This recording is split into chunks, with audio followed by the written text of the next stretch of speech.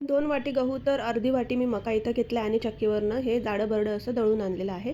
आज सोमवार आहे तर माझी देवपूजा वगैरे झाली आणि मी बट्टी बनवायला घेतली. तर आमच्या खानदेशामध्ये आहे ना, लग्नकार्य असू दे किंवा कुठलाही कार्यक्रम असू दे, तुम्हाला वरण-बट्टी आणि घोटलेली वांग्याची भाजी ही एकदा तरी हा मेनू बनणार म्हणजे बनणारच. तुम्हाला लागेल तेवढं बट्टीचं पीठ घ्यायचं आहे. त्याच्यामध्ये जिरे, ओवा, बडीशोप आणि धनेपूड, हळद आणि मीठ हे टाकून पीठ तुम्हाला भिजवून घ्यायचं आहे. थोडंसं तेलाचं मोहन त्याला द्यायचं आहे. अर्धा तास पीठ मुरत ठेवायचं आहे.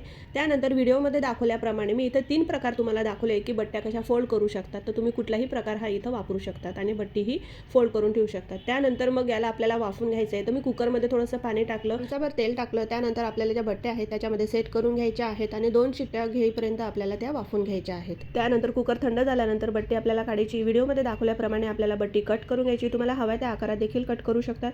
तेल हे खूप गरम पाहिजे, कडकडीत. त्याच्यामध्ये बट्टी छान अशी आपल्याला तळून घ्यायची आहे. मस्त इथं घोटलेली वांग्याची भाजी तयार आहे आणि वरण यासाठी खूप पातळच लागतं बट्टीसोबत.